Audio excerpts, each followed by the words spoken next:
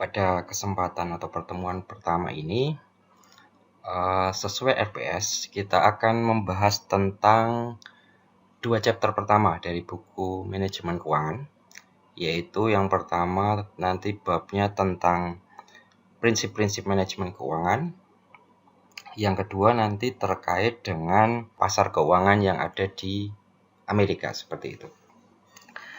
Jadi pada pertemuan pertama ini, fokus kita nanti kira-kira adalah untuk mempelajari tentang apa itu finance, kemudian karena manajemen keuangan ini dalam artian manajemen keuangan yang dilaksanakan oleh manajer keuangan yang ada di perusahaan, maka kita juga nanti akan belajar tentang 3 jenis perusahaan gitu ya, 3 jenis organisasi bisnis apa saja di sana, kemudian apa peran dari manajer keuangan itu sendiri, dan juga kita akan belajar tentang prinsip-prinsip dasar dari manajemen keuangan gitu.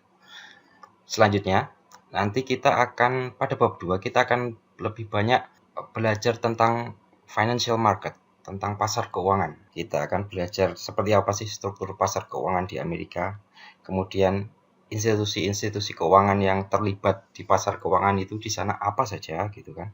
Kemudian pasar sekuritas itu apa, dan nanti mungkin akan sedikit juga dikupas tentang financial crisis tahun 2008. Untuk yang pertama, mari kita mulai dengan chapter pertama, yaitu tentang introduction of finance gitu ya darinya. Jadi perkenalan dulu itu finance. Pernah nggak sih kalian terlintas gitu kira-kira manajemen keuangan? Apa sih manajemen keuangan itu? Ini kan kalau kita bedah dari namanya gitu ya. Manajemen keuangan tuh berasal dari 2 kata gitu ya. Manajemen sama keuangan gitu. Manajemen kayaknya saya yakin kalian sudah belajar di semester sebelum-sebelumnya gitu ya, mungkin terkait manajemen di sana ya. Apa itu manajemen? Di sana kira-kira manajemen itu melibatkan 4 fungsi gitu ya. Planning, organizing, motivating, controlling gitu kan ya. Tapi manajemen yang dipelajari pada waktu itu kan manajemen secara general gitu ya, yang lebih ke managing organization, people gitu ya. Makanya ada fungsi motivating di sana gitu. Nah, kemudian yang kedua katanya keuangan gitu ya. Kata dari manajemen dan keuangan itu yang kata keduanya adalah keuangan gitu. Keuangan berarti segala sesuatu yang berkaitan dengan uang gitu ya. Jadi singkatnya kira-kira ya bagaimana mengelola keuangan seperti itu. Jadi sebuah ilmu tentang bagaimana mengelola keuangan gitu. Secara tidak sadar sebenarnya dalam kehidupan sehari-hari kita sudah melakukan praktek manajemen keuangan ini ya teman-teman semuanya ya. Jadi seperti misalkan teman-teman ketika dapat uang saku gitu kan dari bapak ibunya gitu ya, misalkan taruhlah sebulan dapat dikasih uang itu 2,5 juta gitu ya, kan teman-teman nanti pasti mengalokasikan misalkan 1 juta untuk bayar kos seperti itu ya, kemudian untuk makan taruhlah mungkin 40.000 sehari lah ya, mungkin agak ngirit sedikit, 40.000 dikalikan 30 hari 1.200.000 gitu ya. Jadi sudah total sudah 2.200.000 untuk kos sama makan gitu.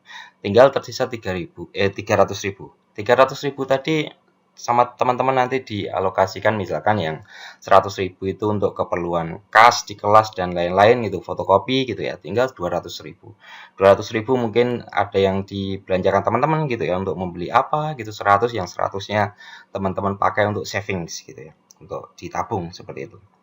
Nah, itu adalah contoh manajemen keuangan yang kita lakukan gitu dalam kehidupan sehari-hari, dalam kehidupan individual kita gitu. Bagi beberapa siswa mungkin dia tidak hanya memanage bagaimana pengeluarannya gitu ya, tapi bagaimana cara mendapatkan uang gitu. Di satu sisi lain gitu ya. Jadi dia tidak hanya mendapatkan uang saku atau jatah dari bapak ibunya, tapi mungkin dia sedikit kreatif gitu ya. Mungkin sambil oh ya, sebagian uang yang saya tabung saya belikan misalkan jilbab atau hijab gitu, saya jual lagi gitu kan, ada tambahan income dari situ. Dia dapat uang saku sedikit, tambahan lagi mungkin 100-200 ribu per bulan gitu. Ada juga mungkin yang oh saya ngambil ngajar adik-adik kelas yang di sekitaran kampus STAN yang pengen masuk STAN gitu, dapat honor misalkan sebulan berapa ya, mungkin 300.000 atau 500.000 gitu kan. Itu berarti tambahan uang saku gitu. Jadi dia juga memanage dari segi pemasukannya gitu ya. Jadi kira-kira kalau dianalogikan gitu ya, manajemen keuangan itu adalah tentang bagaimana kita mengelola uang atau kita menginvestasikan uang tadi yang kita ada pada kita tadi, dan bagaimana cara kita mendapatkan uang sebagai sumber yang akan kita kelola tadi. Itu singkatnya seperti itu, manajemen keuangan. Baik, mungkin langsung saja di sini.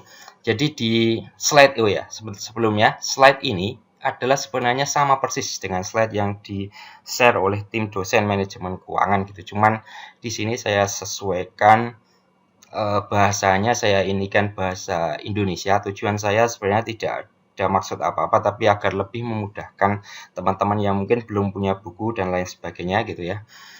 Ya, jadi akan lebih mudah insya Allah memahami secara garis besar gitu ya, teori intinya gitu tentang manajemen keuangan ini gitu. Walaupun tetap saya sarankan gitu, nanti kalau sudah punya buku, silakan dibaca bukunya untuk penjelasan lebih detail per poinnya gitu, akan lebih dapat nanti pemahamannya seperti itu. Nah, kemudian di bab pertama ini yang akan kita pelajari, yang pertama adalah nanti tentang finance. Apa itu finance gitu ya, overview-nya. Kira-kira makhluk apa sih finance gitu. Walaupun tadi sudah saya jelaskan kira-kira kalau dalam bahasa sehari-hari, bahasa mudahnya kita kira-kira seperti itu. Tapi karena ini nanti finance yang kita pelajari itu lebih ke arah finance yang ada di organisasi bisnis gitu ya, yang ada di perusahaan gitu ya. Jadi lebih banyak nanti adalah manajemen keuangan yang dilakukan oleh seseorang yang memang memainkan peran sebagai manajer keuangan di sebuah organisasi seperti itu.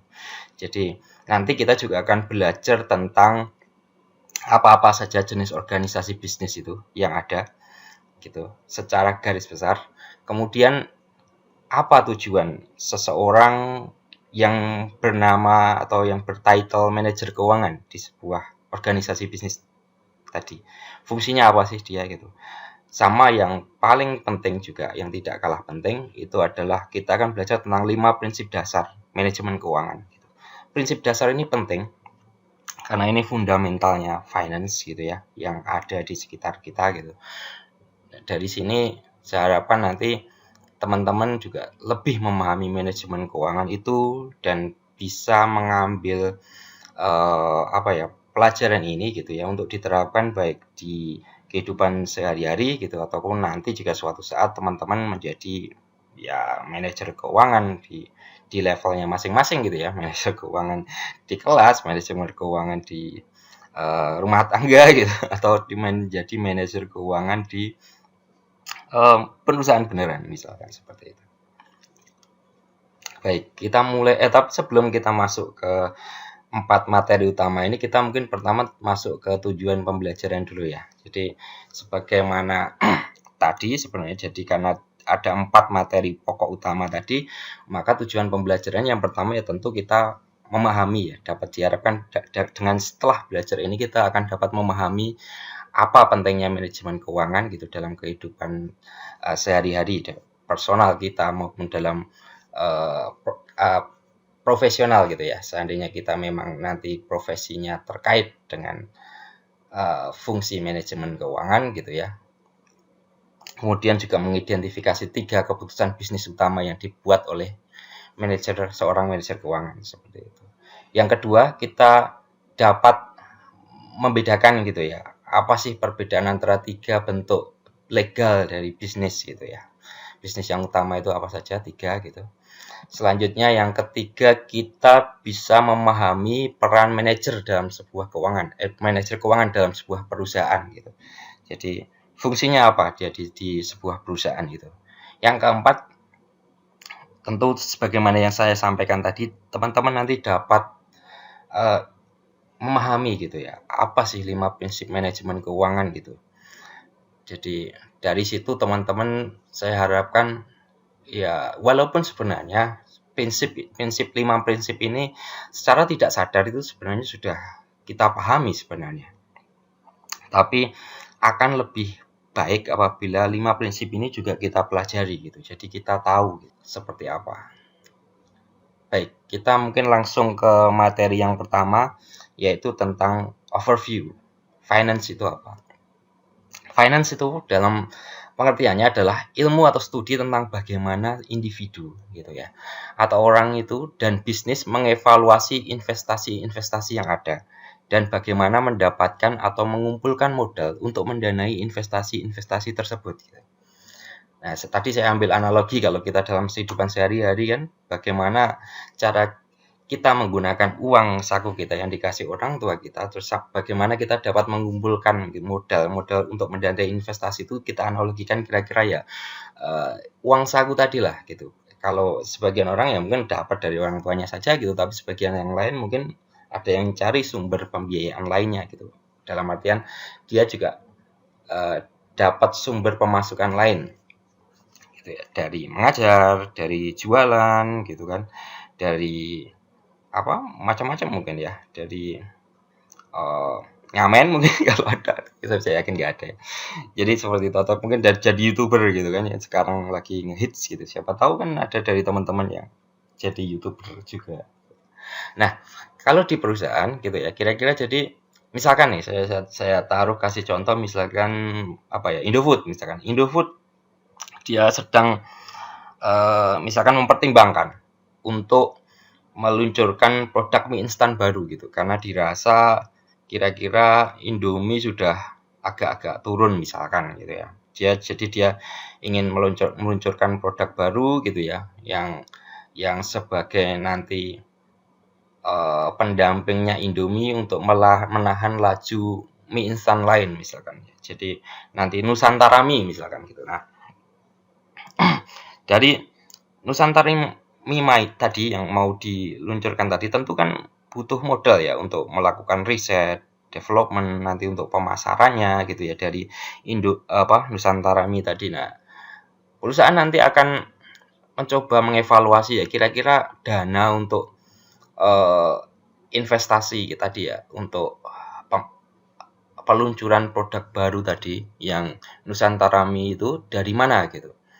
Apakah cukup dari menyisihkan sebagian laba perusahaan gitu ya dari laba yang ditahan atau mungkin perlu ngutang ini gitu dari nerbitin obligasi misalkan seperti itu atau dari menerbitkan saham baru misalkan seperti itu apabila memang dibutuhkan modal yang besar untuk meluncurkan produk baru yang bernama Nusantara Mie tadi gitu. Nah, itu adalah keputusan-keputusan yang dari yang bersifat keuangan yang itu nanti akan merupakan jadi ranah atau wewenangnya dari manajer keuangan gitu. Dari ranahnya finance gitu tentang keuangan.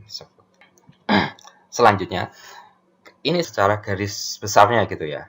Jadi finance itu seperti apa gitu ya. Jadi yang pertama seorang manajer keuangan gitu yang melaksanakan fungsi finance tadi ya sebagai pengelola keuangan sebuah perusahaan tadi, dia mendapatkan dana itu dari investor gitu. Lihat yang panah nomor 1 di sini ya. Nah, biasanya dari pasar keuangan atau financial market. Di situ ya individu kayak kita misalkan di situ kita berperan di situ misalkan membeli obligasi perusahaan atau mungkin membeli saham perusahaan gitu ya yang sudah go public seperti itu. Nah, nanti uangnya itu sama manajer keuangan akan digunakan untuk operasi sehari-hari perusahaan gitu ya. Ya misalkan tadi kayak Indofood ya misalkan jualan mie salah satunya atau produk-produk lainnya gitu. Nah, dari operasional perusahaan nanti akan dapat uang gitu kan.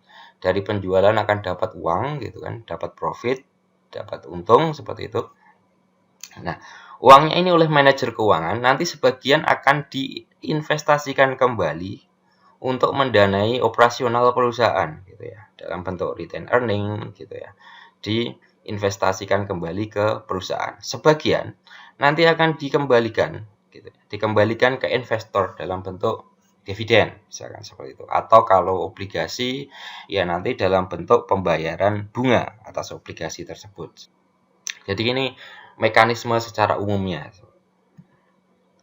Nah, ada 3 pertanyaan dasar gitu ya yang coba dijawab oleh finance gitu ya, oleh ilmu finance ini. Yang pertama adalah apa sih investasi jangka panjang yang sebaiknya diambil oleh perusahaan gitu ya. What long term investment should the firm undertake gitu ya.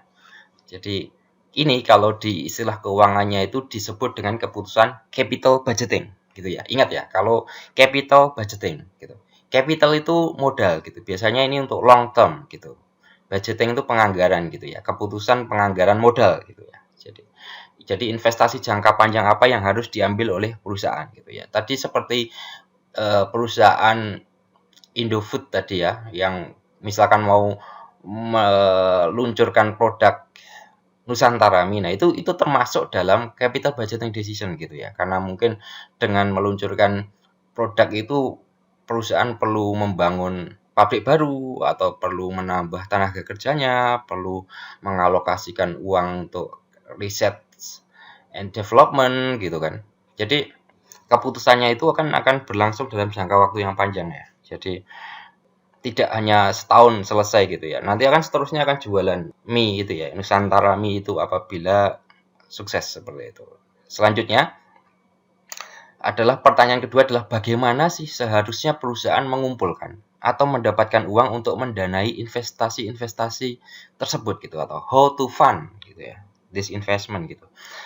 Nah, ini di dalam dunia bisnis ini dikenal dengan istilah capital structure decision. Jadi keputusan struktur modal. Kayak tadi yang saya sebutkan tadi, untuk mendanai Nusantara Mie tadi, kita perlu perusahaan perlu gimana gitu untuk dapatkan modalnya. Apakah cukup dari retain earning perusahaan gitu untuk membiayai tadi?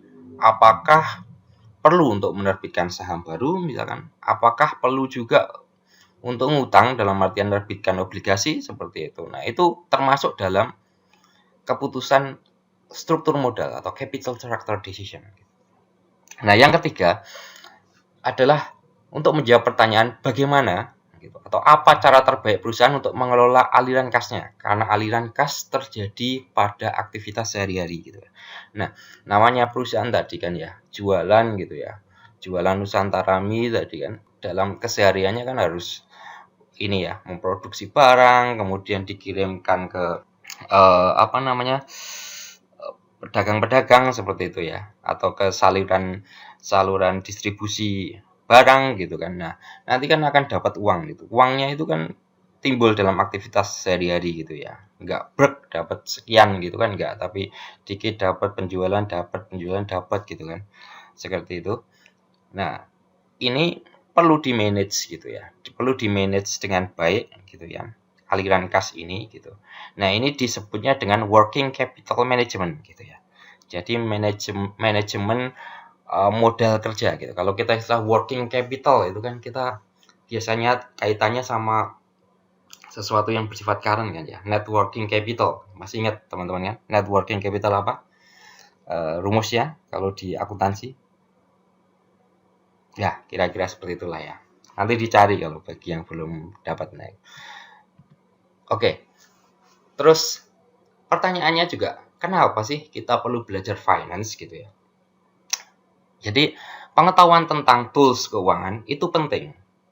Kenapa? Karena kita akan membuat keputusan keuangan yang diharapkannya dengan adanya pengetahuan tadi, maka keputusan keuangan yang kita ambil nanti itu akan jadi sesuatu yang baik gitu ya. Baik kalau keputusan keuangan itu menyangkut diri kita pribadi atau terkait dengan keputusan keuangan di sebuah perusahaan gitu. Ketika misalkan kita jadi manajer keuangan. Saya ambil contoh gini, kita sering kali kan dalam kehidupan sehari-hari sekalipun kadang kurang bijak gitu ya. Misalkan kayak tadi, kita dikasih uang 2,5 juta gitu, sejuta udah untuk bayar kas gitu kan, untuk makan gitu 1.200.000 seperti itu, tapi terkadang kita mungkin jajan di luarnya terlalu sering gitu ya, sehingga 300.000 yang tersisa gitu ya, yang dari 2,5 juta tadi yang 300 itu ternyata kita habiskan semuanya gitu untuk misalkan untuk makan di mana di KFC, McD atau nongkrong gitu atau buat nonton gitu. Nah, itu contoh yang ibaratnya keputusan keuangan yang kurang baik gitu ya. Dalam artian ketika 300 itu kita pakai buat nonton McD atau KFC, maka uang kas yang tadi seharusnya kita bayarkan dengan sisa yang 300.000 itu sama uang tabungan, maka itu nggak akan bisa kita dapatkan gitu. Kita nggak bisa membayar uang kas, nggak bisa bayar fotokopian, nggak bisa nabung, gitu, seperti itu kan. Dan itu contoh keputusan keuangan yang kurang baik gitu, yang tidak baik gitu. Nah, harapannya dengan belajar finance ini kita dapat membuat keputusan keuangan yang baik. Termasuk kita sering kali ya di luaran sana itu teman-teman saya pernah dengar gitu ya, entah teman atau tetangga seperti itu yang mungkin tertipu oleh investasi-investasi yang menawarkan return yang sangat tinggi, yang luar biasa gitu kan. Kayak dulu di daerah saya, di daerah Solo itu ada yang investasi semut rangrang gitu ya. Jadi setiap orang yang investasi di situ, dia diminta untuk membayar satu toples semut gitu ya. Saya kurang tahu, saya lupa harganya berapa, tapi kira-kira mungkin 3 juta gitu ya. 3 juta gitu ya. Taruhlah 3 juta gitu ya.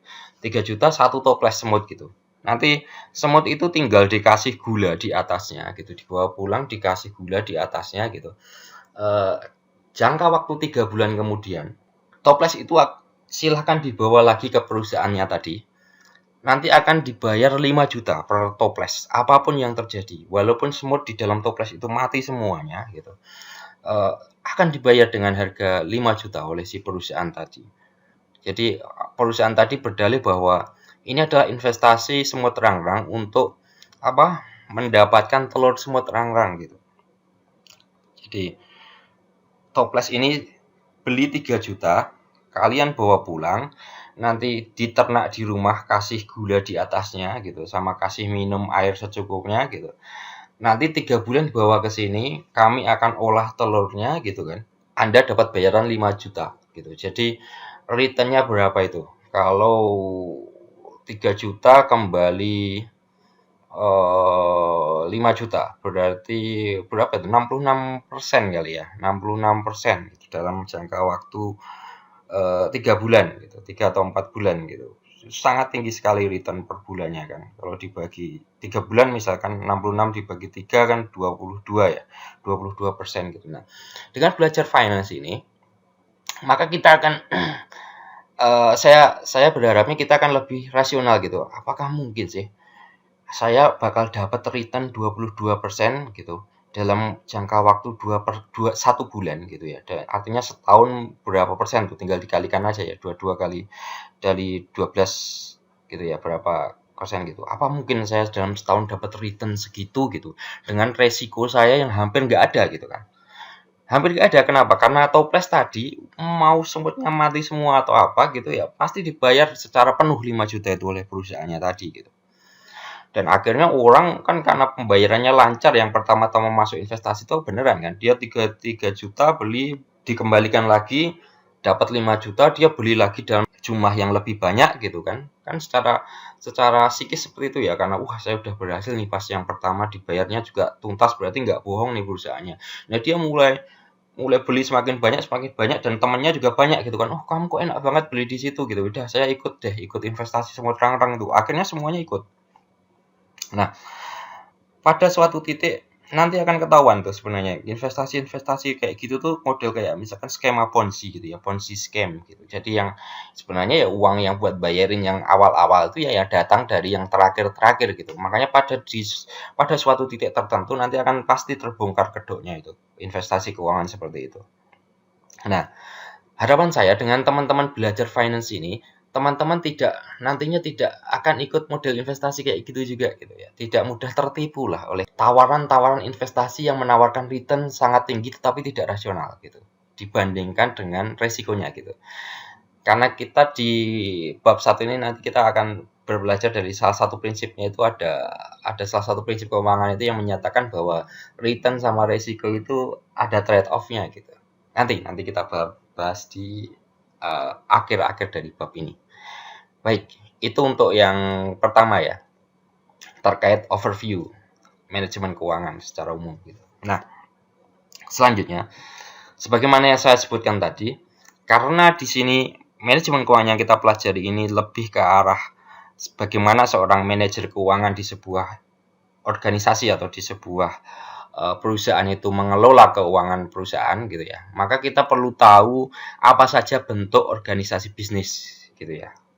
Utamanya gitu, ada berapa bentuk ya? Utamanya ada 3 sebenarnya. Jadi ya sole proprietorship, atau ini kalau saya bahasa Indonesia kan itu adalah perusahaan perorangan gitu atau usaha perorangan seperti itu ya.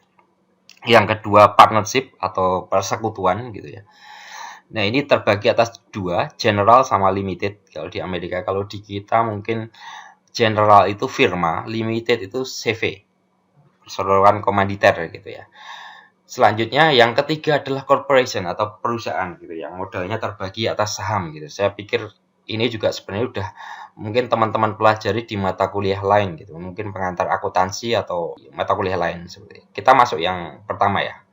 Apa itu sole proprietorship? Ini adalah sebuah bisnis yang dimiliki oleh seseorang gitu ya. Individu yang memiliki hak atas semua keuntungan perusahaan. Jadi singkatnya ini ya usaha sendiri gitu ya. Yang namanya usaha sendiri ya labanya saya yang punya, tapi kalau ada rugi, utang gitu ya saya yang bertanggung jawab seperti itu. Ini adalah sole proprietorship. Nah, karena ini kepemilikannya bersifat pribadi, punya saya sendiri seperti itu ya. Jadi saya mendapatkan modalnya ya dari uang saya sendiri atau paling banter ya saya minjam gitu. Minjam dari bank biasanya gitu. Karena minjam dari teman kan nggak gampang ya. Seperti itu. Kemudian kalau dilihat dari pros cons-nya ya, pros and cons-nya, jadi kelebihan dan kekurangannya. Apa sih kelebihan dari sole proprietorship ini? Yang pertama adalah dia mudah, easy to start gitu ya, mudah untuk memulainya. Ya mudah karena ini usaha sendiri gitu ya. Ibaratnya saya tinggal jualan es teh di jalan gitu, buka usaha ya sangat mudah sekali. Saya paling beli apa misalkan nyiapin bangku, beli teh, beli gula seperti itu, es gitu ya. Saya udah bisa mulai usaha seperti itu. Nah, karena ini usaha pribadi, maka saya juga tidak perlu berkonsultasi dengan orang lain ketika membuat keputusan ya gitu.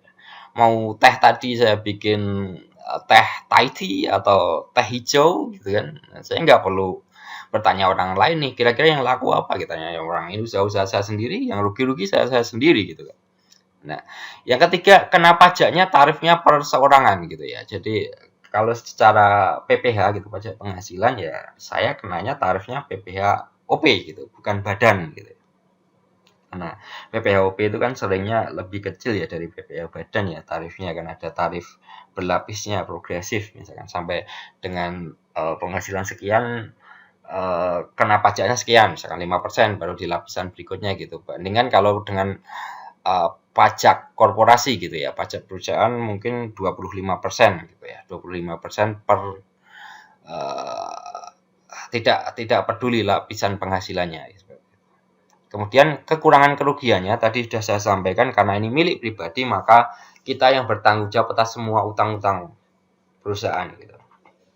Jadi mau nggak mau ya kalau untung kita yang dapat ya kalau nggak ada nggak enaknya gitu ya utang-utang gitu ya kita nanggung sendiri gitu.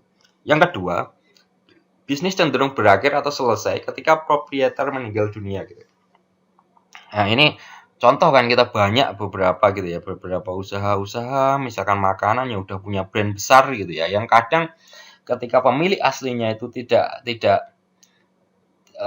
maksudnya sudah meninggal gitu ya usahanya ini tidak lagi survive atau minimal ya tidak lagi sejaya dahulu lah kira-kira seperti itu ya.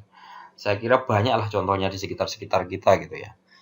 Usaha-usaha yang dulunya sangat terkenal banget gitu tapi ketika si pemiliknya ini misalkan udah meninggal gitu ya, yang generasi berikutnya ini tidak mampu mempertahankan sebaik yang generasi aslinya gitu, yang pemilik aslinya. Yang ketiga, lebih sulit untuk mendapatkan modal atau pinjaman gitu ya. Kenapa? Karena ini milik pribadi gitu, modal terbatas gitu kan. Artinya kita kalau mendapatkan modal atau pinjaman gitu kan biasanya ya mungkin dengan jaminan tertentu gitu ya, misalkan tanah atau rumah atau apa gitu. Nah, itu kan punya kita sendiri tuh. Jadi ya yang bisa kita pinjam mungkin ya sebatas nilai harga rumah tanah yang kita punya gitu. Jadi akses ke pembiayaan itu utang ya. Jadi akses ke kalau kita mau ngutang ke pihak eksternal itu lebih susah gitu. Dibanding dua bentuk bisnis yang lain gitu. Yang kedua, di sini kita akan lihat apa itu partnership. Partnership tadi kan terbagi dari dua ya, general partnership sama limited partnership gitu ya. Kalau general itu adalah sebuah asosiasi atau perkumpulan dari dua orang atau lebih yang secara bersama-sama bertindak sebagai co-owners gitu ya, dengan tujuan mengoperasikan sebuah bisnis untuk mendapatkan keuntungan atau profit gitu. Nah, ini kalau di kita kira-kira ini firma lah. Jadi ada beberapa partner gitu yang posisinya sama gitu ya, equal gitu ya, yang co-owners gitu ya. Kita jalankan nih bisnisnya sama-sama gitu ya, patungan gitu kira-kira seperti itu. Keuntungannya apa? Karena ini patungan ya sebenarnya masih relatif mudah lah untuk memulainya, walaupun mungkin tidak relatif, maksudnya dibandingkan dengan yang perusahaan perorangan tadi, yang sole proprietorship tadi mungkin lebih mudah yang tadi gitu, tapi ini masih relatif mudah gitu karena ini sifatnya persekutuan tadi ya. Terus kemudian masih dikenai pajak dengan tarif perseorangan gitu ya. Jadi kena pajaknya masih tax at personal tax rate gitu. Ini kalau di Amerika gitu ya. Jadi masih kena pajaknya personal rate gitu. Akses terhadap dananya gitu bisa dari berbagai sumber pendanaan gitu ya.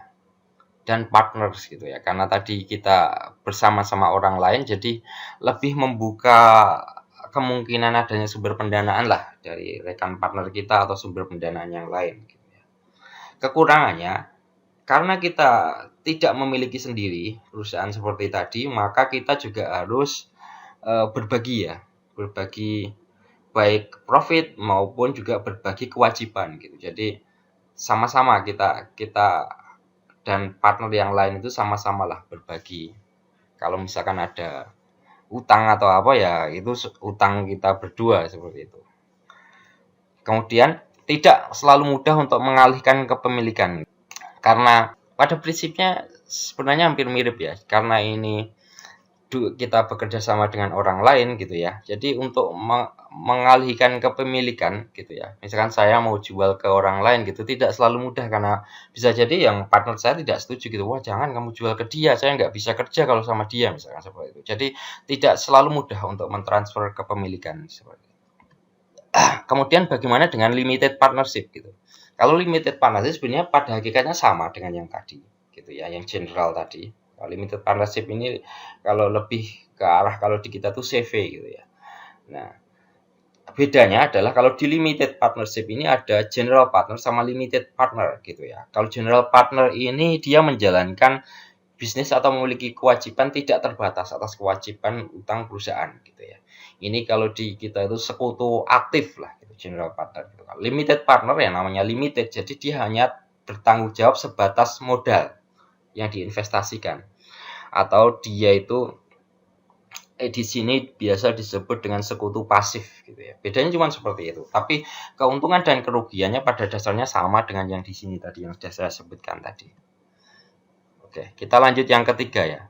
Nah, bentuk yang ketiga ini yang lebih kompleks, yang paling kompleks adalah corporation atau perusahaan gitu ya. Nah, kenapa gitu ya? Karena ketika sebuah usaha gitu ya, mungkin berkembang dari usaha pribadi, terus akhirnya nanti dari CV gitu ya, CV atau firma gitu, terus kemudian berkembang menjadi sebuah perusahaan gitu, karena mungkin sudah semakin terkenal, produknya banyak permintaan di luar sana gitu. Mau nggak mau kan kita harus mengembangkan usaha nih biar usaha kita juga mampu untuk memenuhi permintaan pasar seperti itu.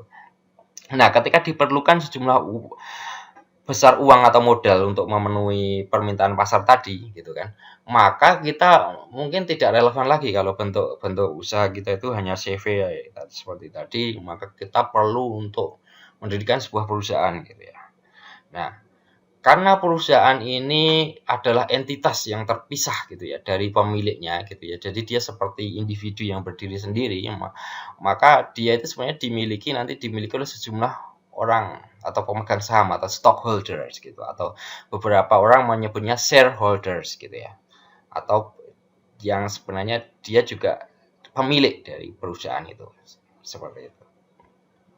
Nah, karena seperti yang saya sampaikan tadi, perusahaan ini secara legal itu beroperasi terpisah dari pemiliknya, terpisah dari shareholder gitu. Jadi kalau saya memegang saham perusahaan A gitu ya, perusahaan A itu seperti entitas tersendiri gitu yang terpisah dari saya. Saya gitu. Saya adalah pemegang saham di A gitu. Tapi A tidak sama dengan saya gitu. Secara entitas kita berbeda gitu ya. Nah, secara individual corporation itu dapat menuntut gitu ya, dan dituntut gitu. Karena dia terpisah ya, kalau misalkan ada tuntutan atau apa gitu ya, ya bisa langsung diarahkan ke sana gitu. Misalkan ada perusahaan-perusahaan yang buang limbah sembarangan gitu. Nah, nanti bisa dituntut tuh sama warga gitu kan, dituntut, wah buang limbah sembarangan gitu. Proses pengolahan limbahnya tidak bagus seperti itu. Tuntut yang dituntut tuh perusahaan A tadi, bukan saya gitu. Karena corporation itu punya badan hukum tersendiri, dia adalah entitas yang terpisah seperti itu. Nah, kemudian untuk menjalankan perusahaan itu di sana ada yang kita nanti pemilik itu dia akan memilih board of director gitu ya. Nah, dari board of director ini nanti akan ada manajemen senior di perusahaan di situ. Siapa yang jadi CEO-nya dan lain sebagainya di situ ada. Gitu ya. Nah, mereka lah yang menjadi wakil dari pemegang saham untuk menjalankan perusahaan. Nah, kelebihannya apa? Kelebihannya dari perusahaan ini, karena ini adalah entitas yang terpisah tadi, jadi kewajiban saya sebagai pemegang saham itu terbatas dana yang saya investasikan tadi gitu. Jadi kalau mau perusahaan itu sukses atau misalkan rugi lah, misalkan skenario terburuknya gitu atau bangkrut gitu ya, ya udah tanggung jawab saya sebesar dana yang saya investasikan tadi. Nah, kemudian usia perusahaan tidak terkait atau berikatan dengan pemilik gitu ya. Jadi ketika misalkan saya kepemilikan saya saham saya di situ gitu ya. Dan pada suatu waktu misalkan saya ya namanya orang gitu kan, misalkan sudah sampai di ujung akhir perjalanan di dunia gitu kan. Nah, perusahaan masih tetap bisa jalan seperti biasa. Saham yang saya punya bisa saya alihkan ke siapa, misalkan anak saya atau ke saya jual ke orang lain seperti itu ya. Nah, yang ketiga, lebih mudah untuk mengalihkan kepemilikan ya, karena tadi terbagi atas saham gitu ya. Saham itu apalagi kalau sudah go public gitu ya, dalam artian sudah diperdagangkan di bursa gitu, sangat mudah sekali untuk saya jual saham saya tadi gitu. Yang keempat, lebih mudah untuk mendapatkan modal gitu ya, karena ini perusahaan entitas gitu ya, dikelola secara profesional, ada dewan direksinya gitu, ada manajemennya gitu kan. Maka pasti nanti akan lebih mudah untuk mendapatkan modal gitu. Orang juga kalau lihat misalkan perusahaannya sehat gitu, akan berlomba-lomba, oke lah saya mau investasi di perusahaan ini karena jelas kan siapa yang mengelola, seperti itu. Kekurangannya apa? Karena perusahaan besar itu, kita hidup di sebuah negara ya, artinya kita punya pemerintah, tentu pemerintah akan menetapkan regulasi yang ketat gitu ya, untuk pendirian sebuah perusahaan gitu, misalkan apa ya, terkait AMDAL gitu, jadi dampak lingkungannya gitu. Kalau misalkan kayak tadi perusahaan, jadi boleh mendirikan perusahaan tapi harus di daerah yang pabriknya harus kira-kira berapa kilometer dari pemukiman warga gitu, harus ada pengelolaan limbah yang jelas, tidak mencemari sungai misalkan seperti itu. Jadi nanti akan ada peraturan yang lebih kompleks gitu ya, yang harus kita pahami dan harus kita laksanakan. Yang kedua, pengenaan pajak berganda atas dividen gitu ya. Jadi ketika kita beroperasi itu kan nanti perusahaan A tadi yang saya miliki tadi, dia udah kena PPh gitu atas profit, atas laba yang dia dapatkan gitu. Udah store PPh gitu. Tapi ketika bagian profit ini sebagian didistribusikan ke saya dalam bentuk dividen gitu.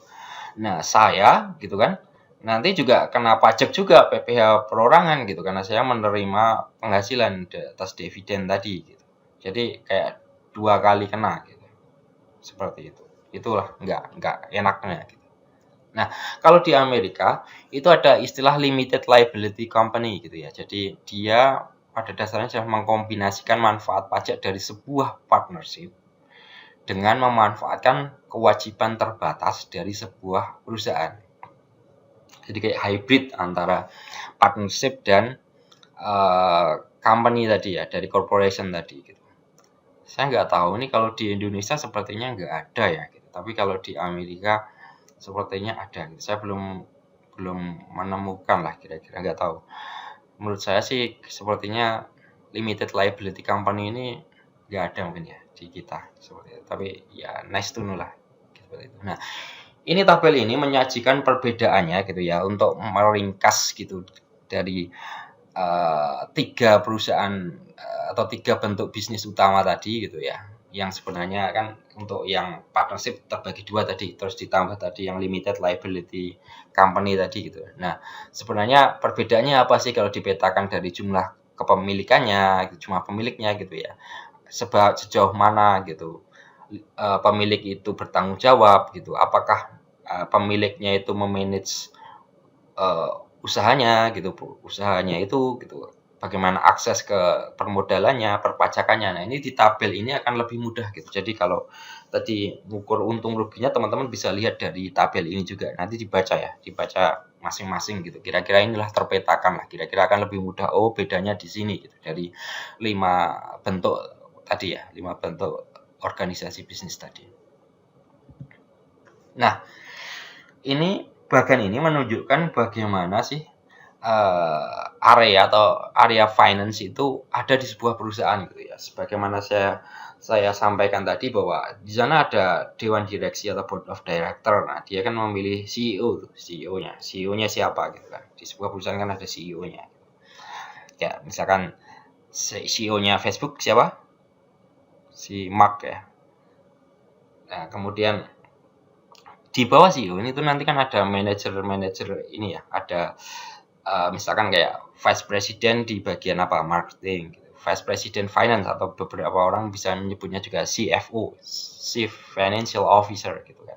Kemudian vice president di bagian production and operation dan bagian-bagian yang lain gitu ya. Jadi kira-kira nanti akan ada seseorang gitu yang manajer lah atau CEO keuangan gitu. Nah, di manajer keuangan itu disebutnya dengan CFO gitu. Kalau di negara kita, dalam konteks negara kita, kira-kira CEO-nya itu presiden. Nah, kemudian CFO-nya itu siapa? Ya, Ibu Menteri Keuangan kita tercinta gitu ya. Ibu Sri Mulyani gitu ya. Itu adalah CFO-nya gitu. Nah, dia memainkan peran apa di situ? CFO-nya ini. Dia sebagai treasurer sama sebagai controller gitu ya. Treasurer itu kaitannya apa? Kewajibannya terkait apa? Manajemen kas, manajemen kredit gitu kan. Pengeluaran modal gitu kan. Bagaimana mendapatkan modal gitu. Perencanaan keuangan seperti itu. Nah, kalau terkait dengan peran dia sebagai controller itu ya terkait dengan bagaimana perpajakannya perusahaan itu, kemudian bagaimana laporan keuangannya, bagaimana akuntansi biayanya, gitu, dan lain sebagainya. Nah, itulah kira-kira kalau dipetakan sebenarnya fungsi finance itu ada di mana gitu ya, ada di CFO gitu ya. Baik, itu tadi 3 jenis perusahaan atau 3 jenis organisasi bisnis. Kita lanjut ke bagian selanjutnya, tujuan manajer keuangan gitu ya. Jadi karena tadi area finance itu adanya di CFO gitu ya atau manajer keuangan, maka apa sih tujuan dari manajer keuangan gitu ya? Oh, sebelum kita mulai, ini saya vote gitu ya. Normalnya nih kalau pertemuan kita tatap muka langsung nih saya vote gitu ya. Kira-kira menurut teman-teman mana sih yang paling tepat dari 5 pertanyaan ini gitu ya. Yang pertama, para manajer adalah perwakilan pemegang saham. B. Para manajer akan bertindak sesuai kepentingan pemegang saham. C. Tidak terdapat konflik kepentingan antara para manajer dan pemegang saham. D. Para manajer merupakan pengelola sekaligus pemilik perusahaan. E. Para manajer tidak memiliki hubungan dengan pemegang saham, baik secara langsung maupun tidak langsung. Menurut teman-teman, pilihlah salah satu mana yang paling tepat gitu ya. Menurut anggapan teman-teman. Nah, yang paling tepat di sini adalah A, gitu ya. Jadi para manajer itu pada dasarnya adalah perwakilan dari pemegang saham atau tadi shareholder atau stockholder sebuah perusahaan gitu ya. Kenapa B, C, D, E itu tidak tepat gitu ya? Karena para manajer ini walaupun dia perwakilan pemegang saham, dia tidak selalu nantinya akan bertindak sesuai kepentingan pemegang saham karena dia individu yang berbeda gitu. Bisa jadi dia mungkin punya pemikiran yang berbeda gitu kan. Jadi dia tidak sepenuhnya sesuai dengan kepentingan pemegang saham. Bisa jadi.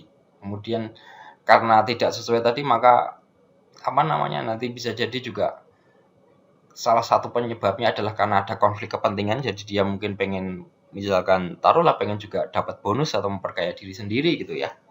yang itu sebenarnya tidak selaras dengan kepentingan pemegang saham gitu. Kemudian kalau D, kenapa tidak tepat gitu? Para manajer merupakan pengelola sekaligus pemilik perusahaan gitu ya. Tidak selalu. Jadi manajer itu pada dasarnya wakil, tapi dia juga bisa juga jadi pemilik kalau dia misalkan juga memegang saham di situ gitu. Tapi tidak semua manajer itu sekaligus pemilik. Kalau dia nggak punya saham di perusahaan, ya dia bukan pemilik perusahaan gitu ya. Nah, kalau para manajer tidak memiliki hubungan dengan pemegang saham, ya punya hubungan, ya hubungannya tadi yang dia itu sebagai wakil dari pemegang saham seperti yang menjalankan operasional perusahaan. Next gitu ya. Nah, kemudian coba ini dijawab juga ya. Dalam istilah lain, pemegang saham disebut juga apa? Shareholder, stakeholder, stockholder, stakeholder, stockholders gitu ya. Baik. Jadi jawaban yang tepat di sini adalah antara A dan C gitu ya. Shareholder atau stockholders itu sama gitu. Shareholder itu pemegang saham, stockholder itu juga pemegang saham. Jadi share sama stock itu artinya sama ya. Kalau stakeholder itu dia tidak hanya pemegang saham, tapi lingkaran yang berada di sekitar perusahaan itu juga stakeholder. Jadi misalkan supplier perusahaan siapa, kemudian pegawai di perusahaan itu, pemerintah gitu kan, organisasi asosiasi perusahaan gitu kan, atau masyarakat di sekitarnya itu stakeholder semua itu. Jadi yang berada yang apalah berhubungan dengan perusahaan lah itu namanya stakeholder yang punya ini secara umum lah kepentingan dengan perusahaan secara umum gitu ya. Yang bersinggungan gitu. Kalau stakeholder sebetulnya nggak ada yang jawab dia karena stakeholder itu ya pegangannya stick ya kalau buat manggang stick. Atau stakeholder ya mungkin ya pegangannya stick tadi yang stuck gitu ya, kejepit. Ya ini cuma bercanda aja, kita lewatkan. Oke, selanjutnya kita akan membahas intinya tadi ya. Jadi dari dua pertanyaan tadi, kira-kira kita mulai tergambar ya. Kira-kira jadi tujuan manajemen keuangan itu apa? Gitu. Tujuan manajer keuangan ya harus konsisten dengan misi perusahaan gitu ya. Jadi sebenarnya tujuannya karena manajer keuangan itu wakilnya pemegang saham, maka dia itu dipekerjakan ya untuk memaksimalkan kemakmuran atau kekayaan pemegang saham gitu ya.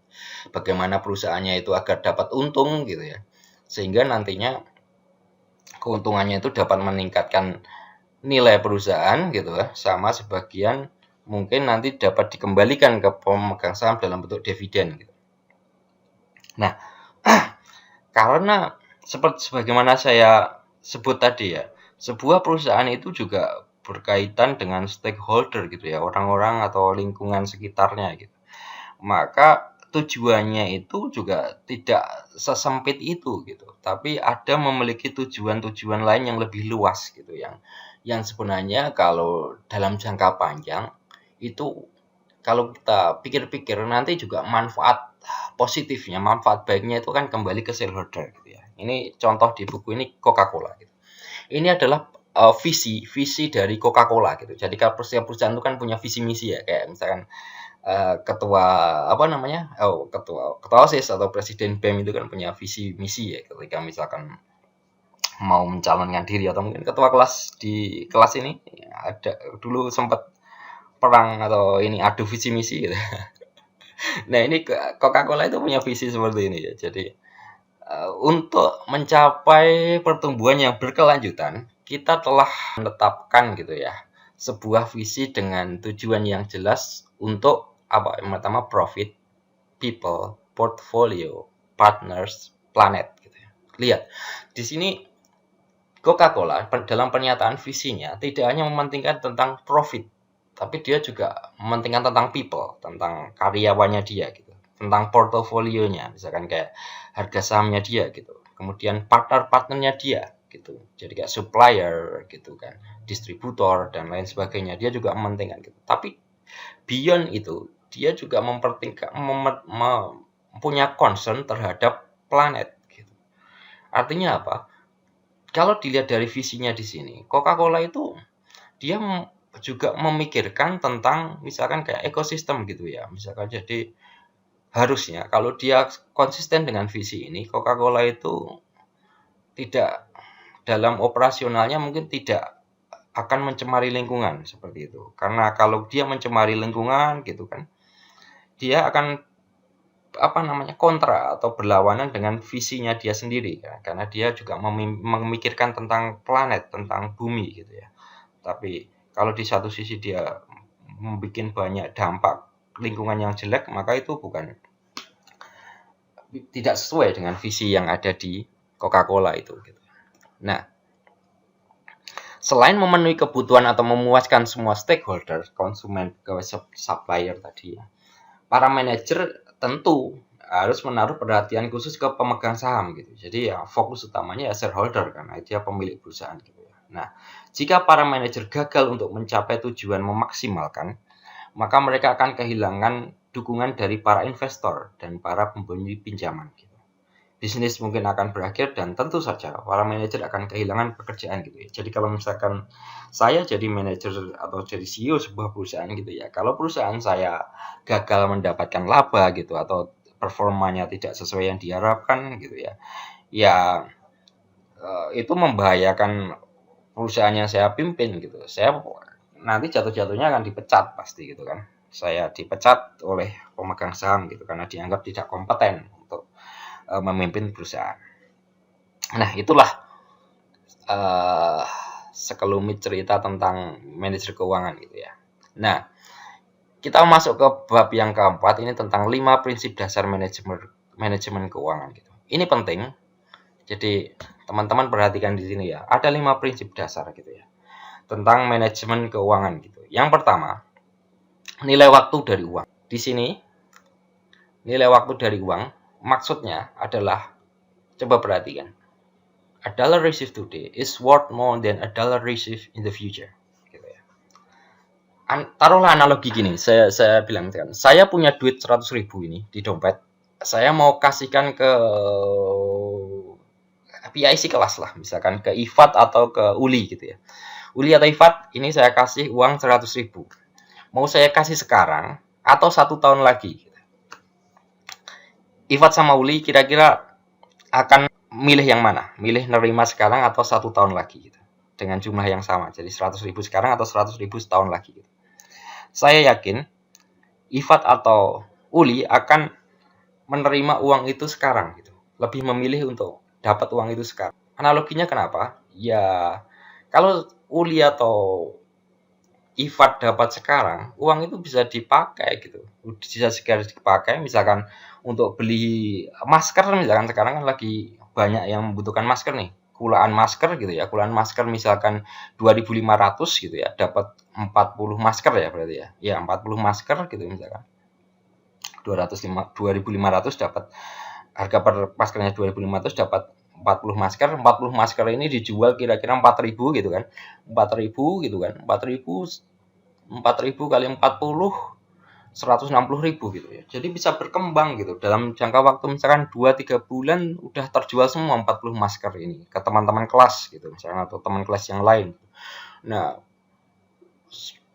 Uli atau Ifat udah dapat untung tuh dari 100 dan dapat 60.000 ya kira-kira gitu. Jadi duit yang kita dapat hari ini itu lebih berharga daripada uang yang sama dengan jumlah yang sama yang akan kita terima di masa depan karena kita dapat menginvestasikannya gitu untuk dapat return gitu ya. Atau kalau misalkan lebih mudahnya lagi misalkan itu ditabung di bank gitu ya. Uang itu ditabung di bank yang tidak mengenakan biaya administrasi misalkan gitu ya. Dari bunganya kan nanti dapat misalkan cuma berapa persen gitu.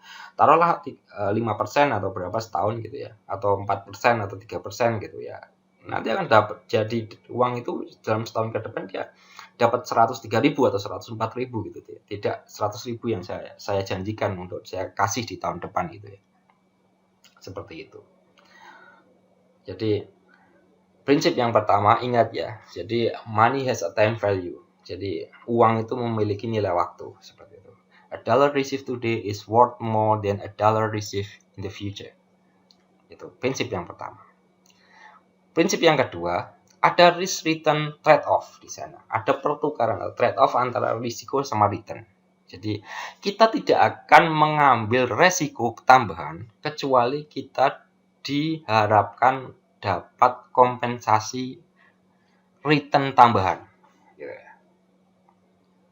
Coba make sense nggak gitu? Gitu.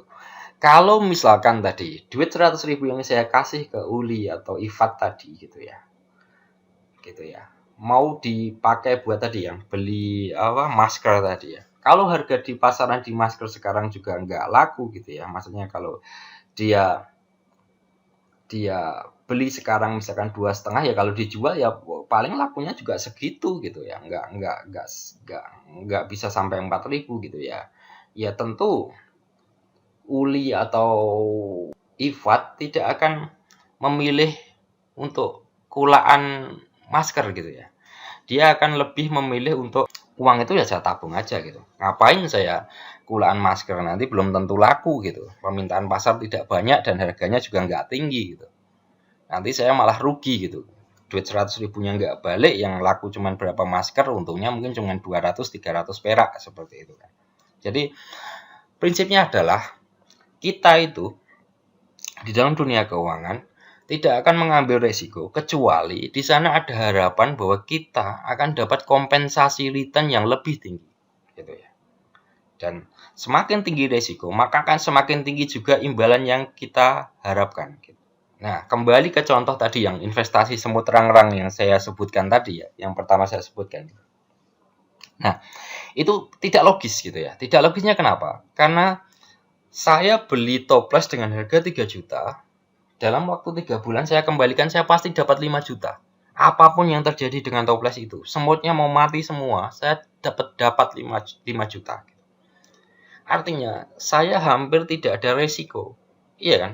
Sepanjang toples itu saya taruh di kamar, saya kunci gitu ya. Ibaratnya tidak ada pencuri yang masuk ke situ ya, saya nol risiko saya gitu ya.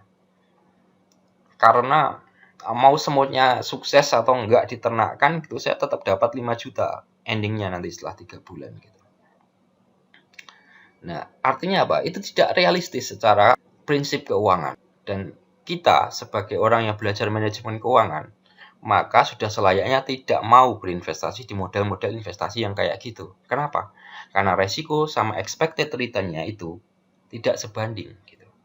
Artinya kita harus mampu berpikir kritis bahwa ada kemungkinan penipuan di sana atau ada sesuatu yang tidak wajar lah di sana. Harus kita hindari. Nah, ini adalah grafiknya yang menggambarkan bahwa di sini ketika resiko semakin ke kanan, semakin bertambah, maka expected return-nya itu juga akan semakin tinggi gitu ya. Jadi return yang kita harapkan itu semakin tinggi, dan kenapa expected return-nya semakin tinggi yang di sini ini gitu ya. Karena expected return ini adalah sebagai kompensasi dari kita mengambil resiko yang lebih tinggi, resiko yang semakin ke kanan tadi gitu ya. Ini grafiknya untuk lebih memudahkan visualisasi kita gitu ya. Nah, yang ketiga, prinsip yang ketiga adalah cash flow are the source of value. Jadi dalam manajemen keuangan yang kita pentingkan, yang jadi fokus kita adalah cash flow, bukan profit. Nah, penjelasannya apa? Jadi laba atau profit adalah sebuah konsep akuntansi. Jadi kalau teman-teman ingat ya, teman-teman kan belajar akuntansi gitu ya. Profit itu kan sifatnya accrual gitu ya. Banyak kan ya, walaupun ada cash basis, ada accrual basis gitu ya. Secara umum kan accrual gitu ya. Jadi ketika mengukur kinerja perusahaan di sana ya dipakai profit. Profit umumnya accrual gitu. Jadi belum tentu uangnya itu kita dapat gitu ya. Belum tentu cash-nya kita dapat gitu. Nah, kalau dalam perspektif finance, yang kita pentingkan adalah cash flow-nya, aliran cash-nya.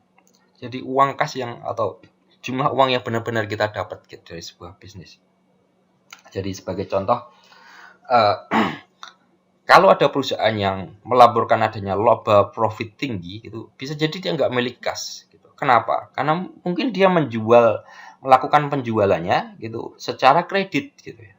Artinya kredit semua gitu, tapi nggak dapat dia kasnya. Gitu. Bisa aja seperti itu. Saya kan sebagaimana yang saya ceritakan ya, saya pernah jadi jurusita pajak. Nah, ketika saya jadi jurusita itu, saya pernah menagih gitu ya, menagih seorang wajib pajak yang dulu itu dia pengusaha cat gitu ya, distributor cat besar gitu, cat tembok gitu ya. Nah, dia sangat percaya sama karyawan-karyawannya. Jadi gimana penjualan? Siapa? Oke, lancar semuanya. Penjualan oke. Sampai dengan bulan ini sekian, yang keluar dari gudang sekian seperti itu. Tapi dia agak lupa gitu ya. Kira-kira jadi namanya penjualan itu tidak langsung dengan cash gitu. Jadi akhirnya apa? Semakin banyak penjualan kredit, akhirnya tidak mampu tercover dengan baik, banyak yang macet kreditnya, akhirnya kolaps perusahaannya. Rumahnya disita sama bank. Akhirnya dia nggak bisa bayar tunjangan pajak dan akhirnya kami pun mau nggak mau sebagai petugas pajak gitu ya harus nagih ke dia gitu. Nah, itu salah satu contoh ada salah satu contoh real di dunia nyata gitu ya. Kira-kira bagaimana kalau namanya profit gitu ya. Namanya laba akuntansi itu ya nggak selalu dapat diartikan perusahaan itu memiliki cukup kas gitu. Atau mungkin yang Garuda kemarin ya, kasus Garuda misalkan yang kalau masih teman-teman masih ingat atau ikutin ya di tahun lalu kalau nggak salah atau tahun sebelumnya saya lupa yang Garuda itu di situ kan ada Garuda itu sudah mengakui semua pendapatan dari sebuah perusahaan yang dia kasih hak untuk memasang iklan atau advertisement di layar monitornya Garuda itu yang ada di kursi itu ya, kursi pesawat itu. Nah, dia kan udah jual itu hak untuk memasang iklan di situ ke perusahaan itu dengan harga sekian gitu kan. Nah, itu langsung diakui semua di depan oleh Garuda. Padahal itu kerjasamanya berlangsungnya berapa tahun saya lupa di situ ya. Untuk beberapa tahun lah. Gitu. Nah, itu kan secara akuntansi menyalahi ya karena apa? Itu adalah sebenarnya unearned revenue gitu ya, pendapatan diterima di muka gitu. Artinya dia itu sebenarnya boleh diklasifikasikan di situ itu kan sebagai liability gitu, ada kewajiban perusahaan gitu. Jadi nggak semuanya itu dapat diakui sebagai revenue, tapi unearned sifatnya dia pendapatan yang diterima di muka gitu, yang belum sepenuhnya didapatkan oleh perusahaan gitu.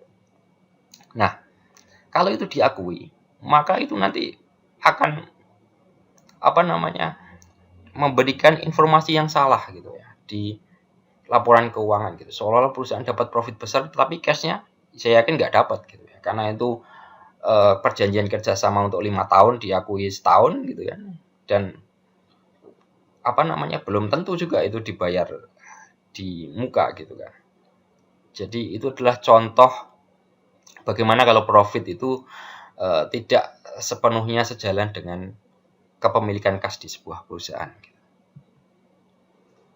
Nah, ketika kita ngomongin cash flow, maka kita juga ngomong tentang incremental cash flow gitu ya. Incremental cash flow itu apa gitu ya. Jadi incremental cash flow adalah selisih antara aliran cash flow yang dapat dihasilkan perusahaan dari sebuah investasi baru potensial dan apa yang dapat dihasilkan tanpa melakukan investasi tersebut gitu ya. Nah, ketika tadi misalkan Indofood tadi mau investasi untuk membuka brand baru gitu ya. Nusantarami tadi misalkan. Maka dia harus mempertimbangkan incremental cash flow-nya gitu ya. Kira-kira kalau saya nanti meluncing brand baru Nusantarami, nanti kira-kira saya dapat cash flow berapa ya dari Nusantarami? Bagaimana kalau saya bandingkan cash flow yang saya dapatkan dari Nusantarami plus saya tetap mempertahankan Indomie dengan kalau saya nggak meluncurkan Nusantarami? Artinya berapa yang saya dapatkan hanya dari Indomie saja, seperti itu. Nah, selisihnya itu adalah incremental cash flow. Jadi sebuah keputusan yang diambil itu kita harus mempertimbangkan, oh incremental cash flow-nya itu sudah cukup lah, mumpuni lah. Artinya kita dapat mengambil keputusan untuk meluncurkan Nusantarami ini karena incremental cash flow yang akan kita dapatkan kemungkinan sangat besar, gitu. Sangat menguntungkan perusahaan. Kira-kira seperti itu. Nah, prinsip yang keempat, harga di pasaran itu sudah merefleksikan informasi. Penjelasannya apa? Seperti ini. Investor itu bereaksi secara cepat terhadap berita atau informasi dan keputusan yang dibuat oleh seorang manajer gitu ya. Nah, investor gitu ya, misalkan kayak saya megang saham apa, misalkan megang saham Garuda tadi ya gitu. Saya akan merespon informasi baru dengan menjual atau membeli investasi saya, menjual saham saya gitu ya. Kecepatan saya menjual dan membeli perusahaan gitu ya, bereaksi tadi, itu akan menentukan tingkat keefisiensian dari pasar gitu.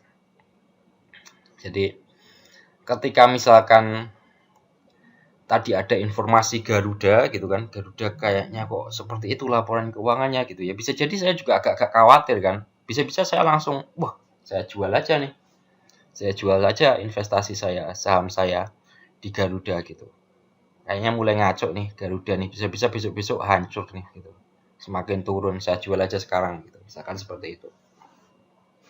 Nah, kalau ada berita bagus, good news, maka itu nanti umumnya akan menghantarkan kepada harga pasar yang harga saham yang lebih tinggi. Kalau bad news itu lower stock price atau membuat turun gitu ya harga sahamnya.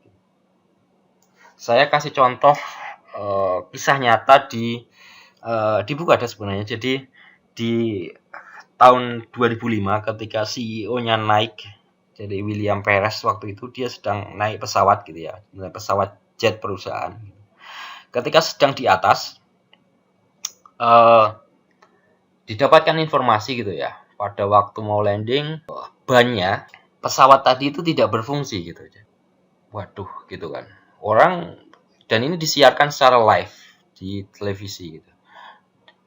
Akhirnya pasar gitu ya, para investor ini bereaksi, waduh kalau William Perez nanti meninggal gitu kan, gimana gitu kan. Akhirnya banyak yang jual gitu kan. Pemegang sahamnya banyak yang jual gitu kan, jadi jualin sahamnya gitu kan, jualin saham perusahaannya, akhirnya harga saham perusahaan Nike itu turun berapa saya lupa, 1,4% atau berapa gitu. Jadi langsung turun gitu harga sahamnya.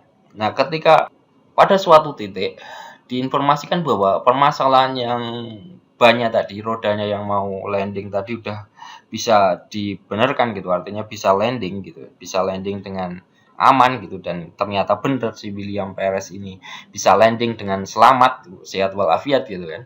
Harga sahamnya tuh langsung naik lagi gitu. Nah, itu menunjukkan bahwa sangat efisien sekali pada waktu itu pasar ya. Jadi ketika ada bad news, roda yang tidak bisa keluar tadi, langsung jual saham, pada jual saham, rame-rame jual saham, harga saham turun. Tapi ketika sudah ada good news, kalau dia landing dengan semangat, naik lagi harga sahamnya gitu. Karena Perez dianggapnya juga salah satu CEO yang lumayan bagus waktu itu gitu ya. Oke. Yang kelima, individual respond to incentive. Jadi setiap individu pasti merespon insentif gitu ya.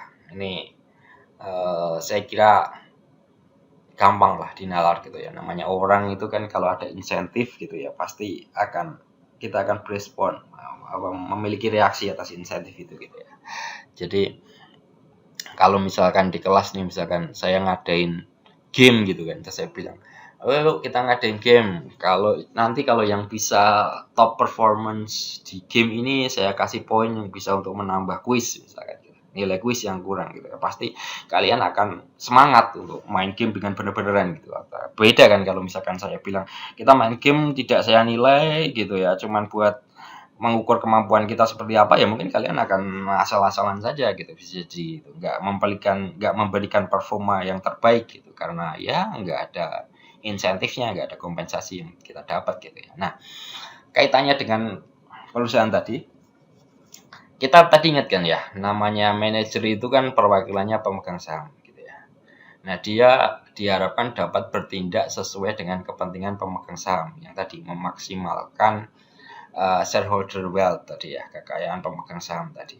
Nah, tetapi tidak selalu gitu ya, tidak selalu si si manajer tadi gitu ya, si manajer di perusahaan tadi tidak selalu sesuai nih dengan keinginan dari si pemegang saham gitu. Nah, ketika kepentingannya terjadi di situ, ada permasalahan konflik kepentingan gitu ya. Jadi punya kepentingan sendiri gitu ya si manajernya yang tidak sesuai dengan kepentingan pemegang saham, maka itu nanti akan terjadi namanya agency problem atau agency cost. Nah, bagaimana untuk meminimalisir gitu ya, untuk memitigasi agar tidak terjadi konflik tadi, konflik kepentingan tadi, maka pemilik perusahaan itu harus memberikan insentif gitu, harus memberikan sesuatu yang bisa menstimulat gitu ya si manajer untuk bertindak sesuai dengan kepentingan pemegang saham gitu. Bentuknya apa? Insentif-insentif atau stimulasi yang diberikan tadi. Yang pertama itu bisa dengan compensation plan gitu ya. Jadi ada compensation plan yang memberikan penghargaan kepada para manajer ketika mereka bertindak untuk memastikan shareholder value. Jadi misalkan kalau perusahaan bisa mencapai laba di tahun ini, maka misalkan 5%-nya atau 1%-nya misalkan itu bisa untuk bonus pegawai dari jajaran top manajemen sampai pegawai level bawah gitu. Nah, itu contoh compensation plan gitu ya. Terus kemudian juga bisa dimonitoring oleh dewan direksi. Jadi board of director-nya mau monitor nih, kira-kira kalau udah mulai melenceng ya CEO sama manajernya dijewer lah, kira-kira seperti itu ya. Yang ketiga, monitoring dari pasar-pasar keuangan gitu ya. Jadi kalau yang kedua ini sifatnya dari internal perusahaan, yang ketiga bisa juga dari pihak eksternal gitu ya, dari auditor gitu ya. Jadi perusahaan itu juga nanti akan laporan keuangannya kan diaudit ya, diaudit gitu kan.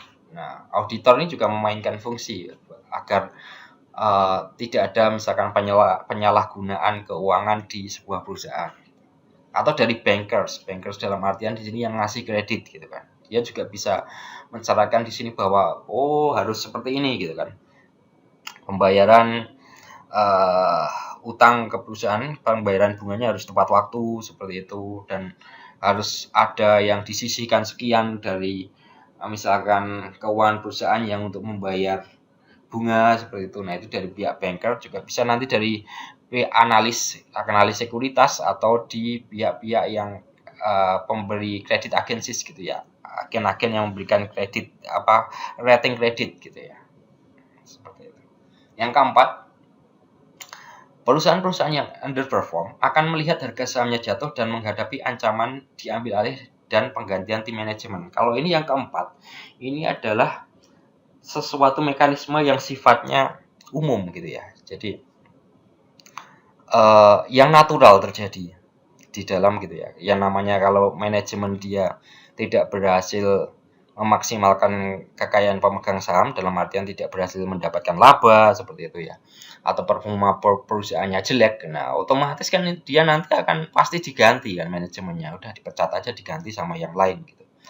Nah, jadi permasalahan tadi yang manajemen tidak sesuai dengan kepentingan pemegang saham itu bisa dimitigasi atau bisa dikurangi resiko tadi keterjadiannya ketidaksamaan kepentingan tadi dengan pertama adanya compensation plan yang baik gitu ya, adanya monitoring yang baik oleh dewan direksi, kemudian monitoring dari pasar keuangan dari pihak eksternal gitu, sama yang keempat ya mekanisme secara natural gitu yang terjadi. Jadi 4 hal ini yang nanti akan dapat memitigasi terjadinya resiko agency problem atau agency cost tadi.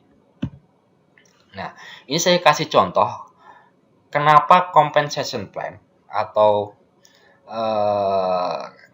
kayak semacam insentif gitu ya, atau bonus gitu ya, itu harus dibuat sebijak mungkin gitu ya.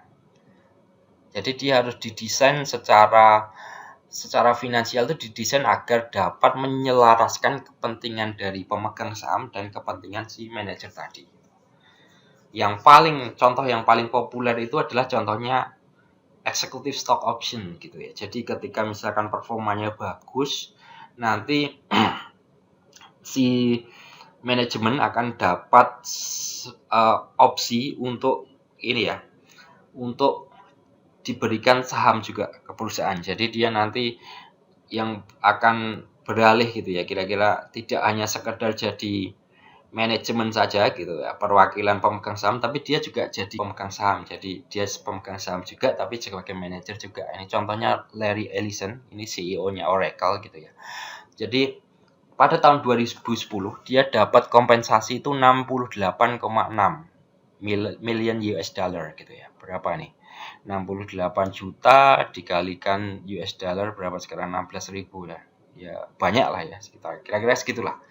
Dihitung sendiri gitu. Nah, hanya 250.000 dolar saja yang merupakan base salary gitu ya, yang dikasihkan dalam bentuk uang gitu, dalam bentuk salary gitu, hanya 250k. Artinya berapa? 68,350k gitu.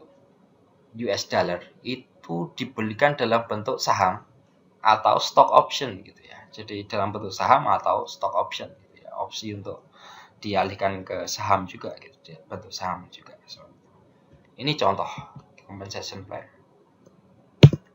Nah, tapi hati-hati, tidak semua compensation plan itu paket kompensasinya itu didesain dengan baik.